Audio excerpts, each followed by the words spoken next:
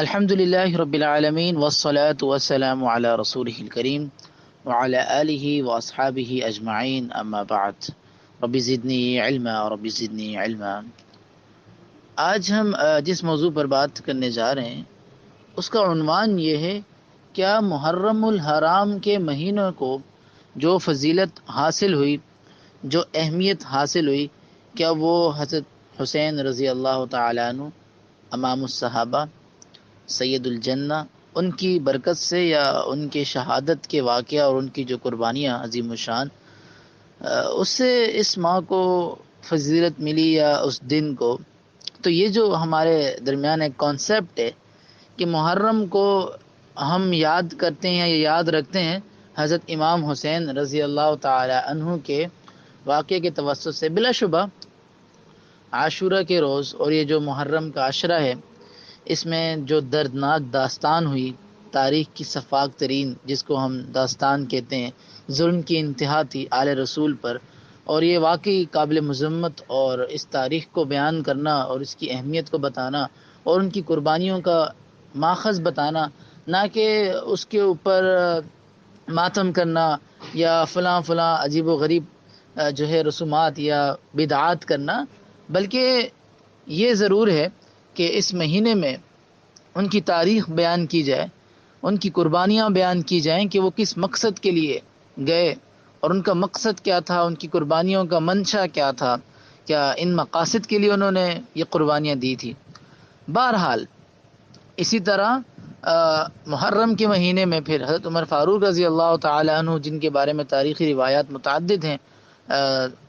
آخری ذی الحجہ کی تاریخ بھی ہے، محرم کی تاریخ بھی ہے، تو پھر ان کی قربانیوں کو بھی ذکر کیا جائے۔ اور اس کے علاوہ عثمان رضی اللہ تعالی عنہ، جن کے اوپر 40 روز تک سب کچھ بند کر دیا، ان کے گھر کا احاطہ کر لیا گیا، وہ محصور ہو کر، حالانکہ وہ امیر المؤمنین تھے اپنے وقت کے، تو ان کے اوپر جو ظلم ڈھائے گئے، پھر ان کو کس طرح بے دردی سے شہید کیا گیا،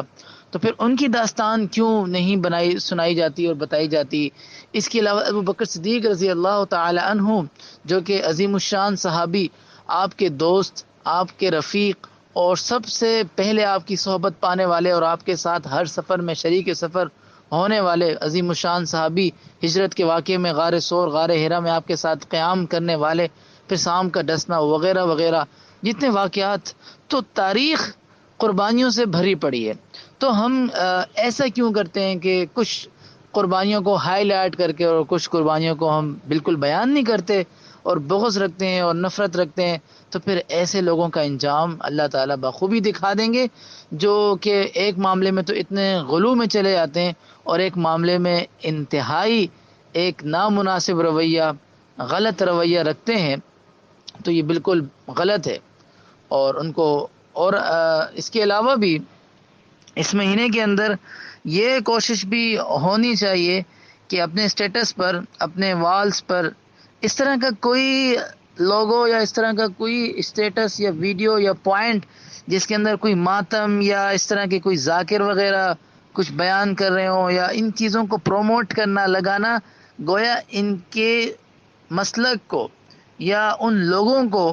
پسند کرنا ہے، ان سے محبت کرنا ہے۔ تو پھر یہ حدیث ہے کہ جو ایسے لوگوں کو پسند کرے، یعنی کہ حدیث کا مفہوم یہ ہے کہ جو جن سے محبت کرتا ہے، قیامت کے روز وہ اس کے ساتھ اٹھے گا، تو کہیں آپ کا انجام بھی ان کے ساتھ نہ ہو۔ آپ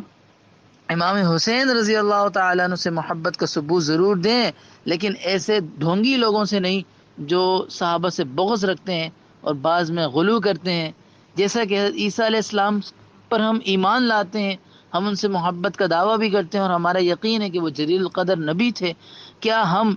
اس کے اوپر عیسائیوں کے بیانات لگاتے ہیں یا ہم چرچ کی ویڈیوز ڈالتے ہیں؟ نہیں، کیونکہ ہمیں پتہ ہے وہ غلو میں چلے گئے، انہوں نے ان کو خدائی کے دعوے پر لے گئے۔ تو اگر کوئی عیسائی حضرت عیسیٰ علیہ السلام کی تعریف کر رہا ہوگا تو کیا ہم، یا کوئی چرچ کا پادری کچھ بیان کر رہا ہوگا تو کیا ہم اسے اپنے سٹیٹس پر لگائیں گے؟ بالکل نہیں لگائیں گے۔ تاریخ ضرور سنائیں، بیان بھی کریں، لیکن ایسے لوگوں سے نہ لگوائیں، نہ ایسے لوگوں کی چیزیں لگائیں جن سے آپ ان کو پروموٹ کرنے والے بن جائیں۔ تو ہمارا موضوع تھا کہ اس مہینے میں جو عظمت آئی، اس مہینے میں جو خصوصیات آئیں، اس مہینے میں جو برکات آئیں، کیا وہ حضرت امام حسین رضی اللہ تعالیٰ عنہ کے واقعے کے توسط سے آئیں؟ تو دیکھیں یہ بات آپ پہلے بھی لیکچر میں پڑھ چکے ہیں کہ محرم کے مہینے کو جو فضیلت ملی، محرم کا مہینہ جو فضیلت والا تھا، حرمت والا تھا، وہ بہت پہلے سے تھا، اور اس کی حرمت تو بہت نبی کریم صلی اللہ علیہ وسلم کے دور سے بھی پہلے کی چلتی ہوئی آ رہی ہے. حتیٰ کہ جب اس دنیا کو بنایا جا رہا تھا، اس کائنات کو تشکیل دیا جا رہا تھا، تو اللہ تعالیٰ فرماتے ہیں، جیسا کہ ہم نے اس میں پڑھا بھی، سورہ جو ہے ہم نے اس کی تلاوت پہلے بھی کی تھی کہ ان اعوذ باللہ من الشیطان الرجیم ان عدۃ الشہور عند اللہ 12 شہرا فی کتاب اللہ یوم خلق السماوات والارض منها 4 حرم. دیکھیں یہاں بات ہو رہی ہے کہ اللہ کے نزدیک مہینوں کی تعداد 12 ہیں لوح محفوظ میں. تو جس دن اللہ اس آسمان اور زمین کو بنا رہے تھے تو اللہ نے ان 4 مہینوں کو بھی متعین کیا جو حرمت والے ہیں، جو حرمت والے ہیں. فلا تظلموا فیہن انفسکم وقاتلوا المشرکین کافہ. یہ پوری آیت ہے کہ پھر ان میں یہ 4 مہینے حرمت والے ہیں، یہی سیدھا دین ہے. تو اس آیت سے ہمیں معلوم ہوتا ہے کہ 12 مہینوں میں 4 مہینے حرمت، عظمت اور احترام والے ہیں. ان کو اشہر الحرم بھی کہا جاتا ہے، ان مہینوں کو اشہر الحرم بھی کہا جاتا ہے. اور یہ مضمون تو متعدد احادیث میں آ چکا ہے. اب دیکھیں صحیح بخاری کی کوڈ ورڈ 3197 3197 پر جو حدیث ہے کہ نبی کریم صلی اللہ علیہ وسلم فرماتے ہیں کہ الزمان قد استدار كهيئته يوم خلق الله السماوات والارض السنة 12 شهرا منها 4 حرم 3 متوالیات. یہ پوری روایت ہے کہ 3 مہینے تو 7 آتے ہیں، ذوالقعدہ، ذوالحجہ والمحرم. اب اس روایت سے بھی ہمیں پتہ چل گیا کہ یہ تو اللہ تعالیٰ نے پہلے ہی ان کی عظمت اور اہمیت بیان کر دی تھی، اور آپ صلی اللہ علیہ وسلم سے پہلے ہی یہ مہینے حرمت والے شمار ہوتے تھے. پھر آپ صلی اللہ علیہ وسلم کی احادیث سے بھی یہ بات واضح ہو جاتی کہ ان مہینوں میں عظمت تو پہلے سے تھی،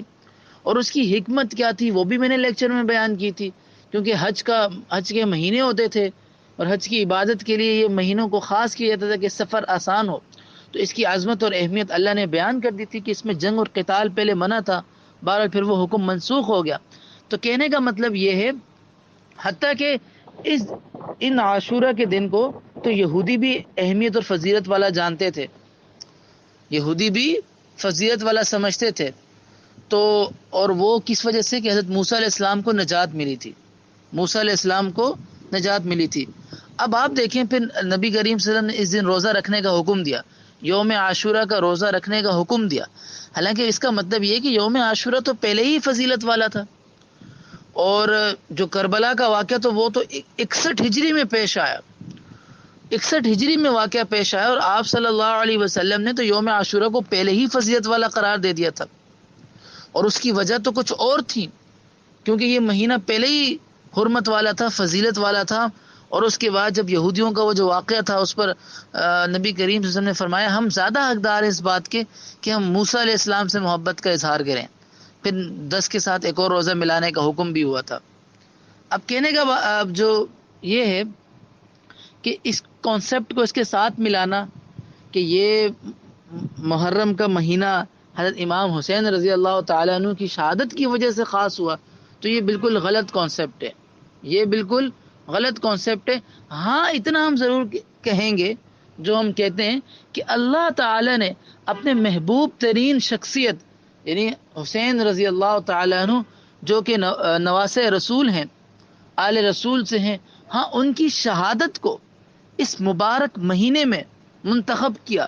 اور عاشورہ کا دن 10 محرم کا دن ان کی شہادت کے لیے منتخب کرنا، کیونکہ یہ دن فضیلت والا تھا، اور فضیلت والے دن ایک عظیم الشان شخصیت کی شہادت ہوئی. تو اللہ تعالی نے اس دن کو ان کے لیے منتخب کیا، ان کی شہادت کے لیے. تو گویا وہ شخصیت بھی عظیم الشان اور ان کو شہادت بھی ملی اتنے عظیم الشان دن میں. تو گویا یہ دن پہلے ہی فضیلت والا تھا، اور اللہ نے ان کی شہادت کے لیے بھی اسی دن کو منتخب کیا. اور اس مہینے میں ٹھیک ہے یہ واقعہ کربلا بھی آتا ہے جس سے اس مہینے کی اہمیت اور عظمت اور بڑھ جاتی ہے، لیکن اس کی اہمیت اور عظمت پہلے سے چلتی ہوئی آ رہی تھی. تو یہ کانسیپٹ دینا کہ یہ کانسیپٹ رائج کرنا کہ یہ تو ان کی وجہ سے یہ مہینہ خاص ہو گیا تو وہی تذکرے ہوں اور یہ معاملات ہوں، تاریخ ضرور بیان کی جائے، امام حسین رضی اللہ تعالیٰ عنہ کے مقاصد بیان کیے جائیں، وہ واقعات سنائے جائیں، لیکن بدعات سے خود کو بھی بچایا جائے اور دوسروں کو بھی بچایا جائے۔ جو ہمارے دین کا حصہ نہیں ہے ان کو دین نہیں بنایا جائے۔